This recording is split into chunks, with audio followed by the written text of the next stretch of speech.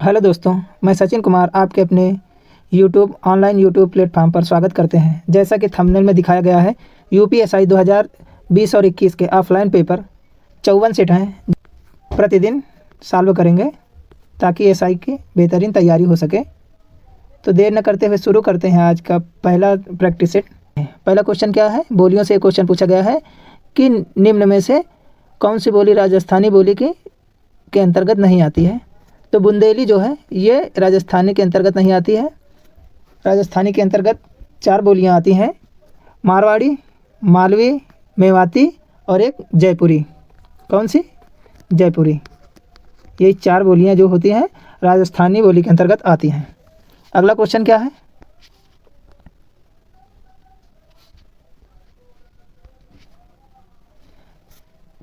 प्रेमचंद के अपूर्ण उपन्यास का क्या नाम है।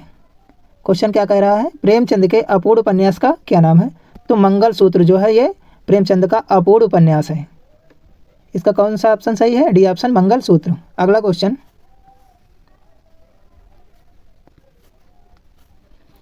सर्वनाम का भेद इनमें से कौन सा नहीं है। क्वेश्चन क्या कह रहा है, सर्वनाम से क्वेश्चन पूछा गया है कि सर्वनाम का कौन सा भेद नहीं है।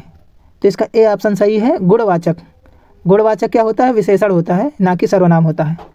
सर्वनाम के कुल कितने भेद होते हैं? सर्वनाम के कुल 6 भेद होते हैं, जिनमें पुरुषवाचक सर्वनाम, निजवाचक सर्वनाम, प्रश्नवाचक सर्वनाम, निश्चयवाचक सर्वनाम, अनिश्चयवाचक सर्वनाम और संबंधवाचक सर्वनाम।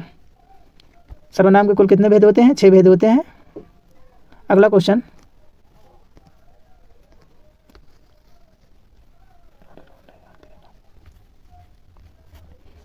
अगला क्वेश्चन क्या कह रहा है, निम्नलिखित में से कौन सा तत्सम शब्द है।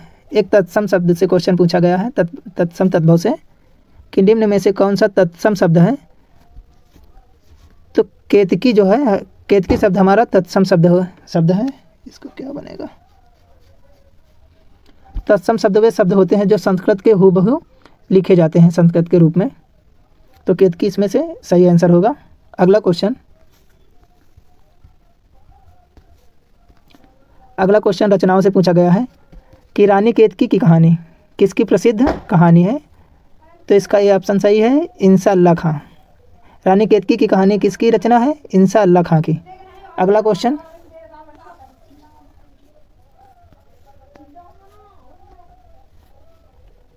मिश्रित तथा संयुक्त वाक्यों में विरोध का भाव प्रकट करने के लिए किस विराम चिन्ह का प्रयोग किया जाता है। क्वेश्चन क्या कह रहा है, मिश्रित तथा संयुक्त वाक्यों में विरोध का भाव प्रकट करने के लिए किस विराम चिन्ह का प्रयोग किया जाता है। तो अर्धविराम का प्रयोग किया जाता है। किस विराम चिन्ह का प्रयोग किया जाता है? अर्धविराम का। योजक चिन्ह और कोष्टक का चिन्ह कैसे होता है?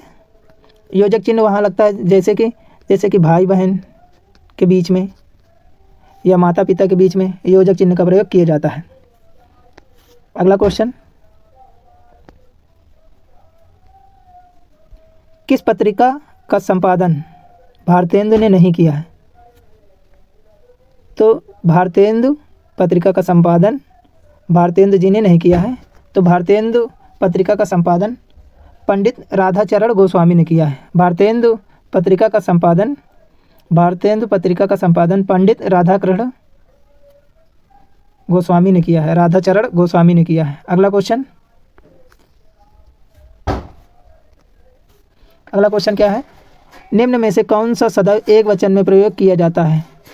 क्वेश्चन क्या कह रहा है, निम्न में से कौन सा शब्द सदैव एक वचन में प्रयोग किया जाता है।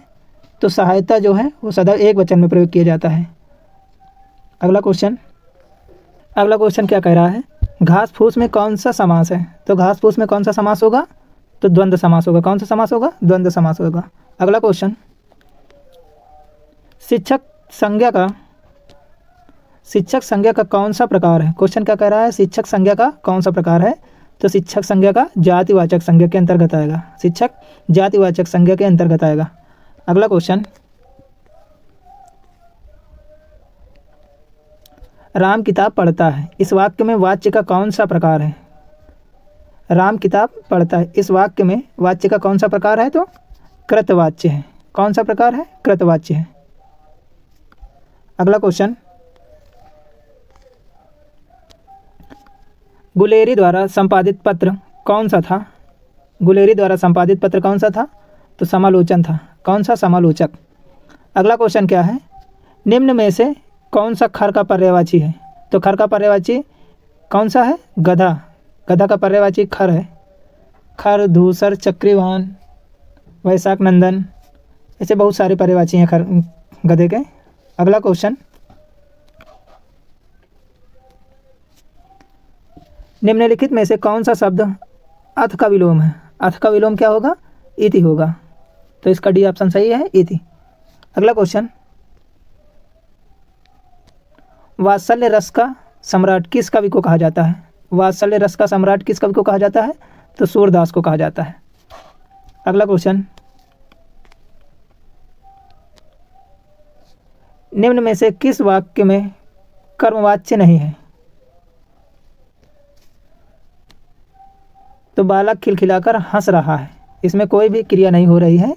हंसना, रोना, सोना, ये इसमें कोई भी क्रिया नहीं होती है, तो ये हमारे कर्मवाच्य नहीं होंगे। अगला क्वेश्चन, दोपहर के बाद का समय इस वाक्यांश के लिए उपयुक्त शब्द क्या होगा? तो अपराह्न होगा। क्या होगा? अपराह्न। और दोपहर के पहले का समय क्या होगा? पूर्वाह्न। अगला क्वेश्चन, कबीर की उलटबासियों में कौन सा रस प्रमुख है? क्वेश्चन क्या है? कबीर की उलटबासियों में कौन सा रस प्रमुख है? तो अद्भुत रस प्रमुख है। कबीर की उलटबासियों में अद्भुत रस प्रमुख है। अगला क्वेश्चन क्या है? कमल, मोती, पानी में उत्पन्न होने वाला जो है एक शब्द में अनेकार्थी शब्द बताना है कि ये किस शब्द का अनेकार्थी है। कमल, मोती, पानी में उत्पन्न होने वाला का एक शब्द में अनेकार्थी शब्द क्या होगा? तो जलज। जलज कमल का भी पर्यायवाची है, मोती का भी है, पानी में उगने वाला। अगला क्वेश्चन, हिंदी साहित्य का आदिकाल के लेखक कौन? हिंदी साहित्य के आदिकाल के लेखक कौन है? तो हजारी प्रसाद द्विवेदी जी हैं। अगला क्वेश्चन, वे आम के पेड़ हैं। क्वेश्चन क्या कह रहा है? वे आम के पेड़ हैं। इस वाक्य में अधोरेखित शब्द का सर्वनाम का प्रकार लिखिए। तो वे मतलब निश्चय वाचक सर्वनाम है कि एक निश्चित चीज़ को इंगित किया गया है कि वे आम के पेड़ हैं। अगला क्वेश्चन, क्वेश्चन क्या कह रहा है? जाके प्रियना राम वैदेही ताजिए ताह कोटि बैरी सम जपति परम स्नेही। यह किसकी प्रसिद्ध युक्ति है? तो किसकी है? तुलसीदास की है। अगला क्वेश्चन, तरल का विलोम शब्द है। तरल का विलोम शब्द क्या होगा? कठोर। तरल का विलोम क्या होगा? कठोर। अगला क्वेश्चन, हिंदुस्तानी भाषा का रूप क्या है? हिंदुस्तानी भाषा का रूप क्या है? हिंदी, उर्दू मिश्रित। हिंदुस्तानी जो भाषा है ये किन दो भाषाओं के मिश्रित है? तो हिंदी का भी है, उर्दू का भी है। अगला क्वेश्चन क्या है? निम्नलिखित में से कौन सा शब्द स्त्रीलिंग है? क्वेश्चन क्या है? निम्नलिखित में से कौन सा शब्द स्त्रीलिंग है? ए ऑप्शन स्पर्श। तो स्पर्श किया जाता है तो ये पुल्लिंग होगा। लेख लिखा जाता है, दुख प्रकट किया जाता है, लेकिन गरिमा बढ़ाई जाती है, तो ये हमारा स्त्रीलिंग हो जाएगा। अगला क्वेश्चन, निम्न में से कौन सा शब्द तद्भव नहीं है? आपकी क्या बताना है? तद्भव नहीं है मतलब कि तत्सम है। तो कार्य हमारा तत्सम शब्द है जो कि संस्कृत का हूबहू लिखा गया है। अगला क्वेश्चन, किस शब्द में उपसर्ग नहीं है? क्वेश्चन क्या है? किस शब्द में उपसर्ग नहीं है?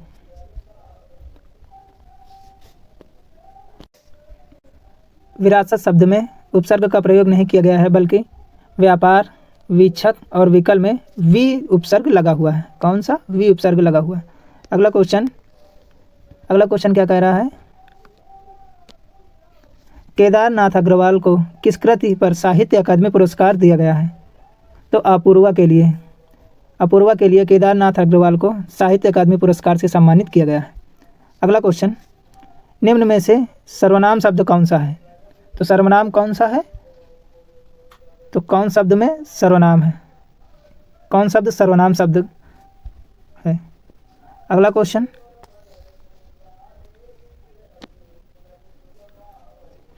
पूर्वी हिंदी का विकास इनमें से किस अपभ्रंश से हुआ है? पूर्वी हिंदी का विकास किस अपभ्रंश से हुआ है? पूर्वी हिंदी का विकास अर्धमागधी अपभ्रंश से हुआ है। अपभ्रंश के 7 भेद हैं, जिसमें से सौरसेनी अपभ्रंश, ब्राह्मण, महाराष्ट्रीय, अर्धमागधी, पैशाची, खस और मागधी। टोटल कितने अपभ्रंश हैं? 7। अपभ्रंश कितने भेद हैं? 7 भेद हैं। अगला क्वेश्चन,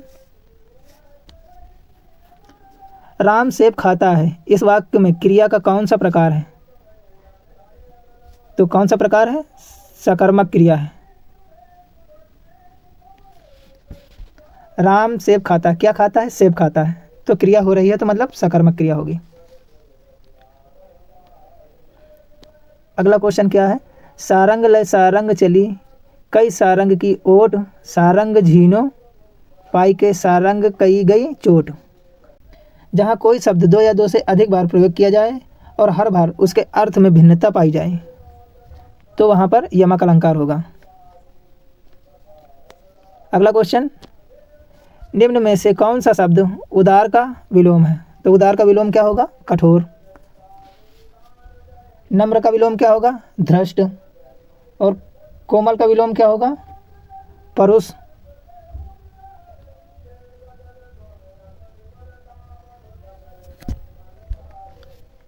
अगला क्वेश्चन,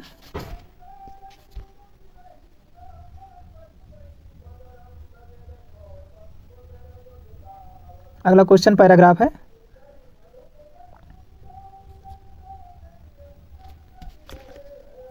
अगला क्वेश्चन क्या है? जंगम का विलोम शब्द क्या है? जंगम का क्या होगा? स्थावर। जंगम का विलोम क्या होगा? स्थावर। चेतन का विलोम क्या होगा? जड़। सुकर का विलोम क्या होगा? दुष्कर। और अगम का विलोम क्या होगा? सुगम।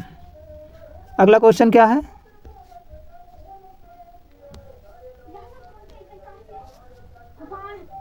निम्नलिखित में से कौन सा शब्द स्त्रीलिंग है? निम्नलिखित में से कौन सा शब्द स्त्रीलिंग है? तो कौन सा होगा? आय। आय प्राप्त की जाती है, विवाद किया जाता है, तो पुल्लिंग होगा। सार पढ़ा जाता है, रूप वान है, तो ये तीनों पुल्लिंग हो जाएंगे। और आय प्राप्त की जाती है, आय प्राप्त की गई, तो ये हमारा स्त्रीलिंग हो जाएगा।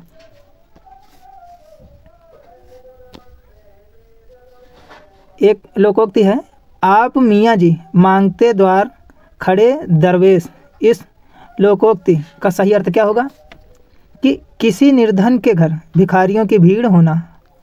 आप मियाँ जी मांगते द्वार खड़े दरवेश, लोकोक्ति का अर्थ होगा किसी निर्धन के घर भिखारियों की भीड़ होना। अगला क्वेश्चन क्या है? अवध शिला का उस पर था गुरभार, तिल तिल काट रही थी द्रग जलधार। इस में कौन सा छंद है? तो इसमें बरवय छंद है। कौन सा छंद है? तो इसमें बरवय छंद है। आज की क्लास को यहीं समाप्त करते हैं। मिलते हैं अगले वीडियो में, तब तक के लिए बाय।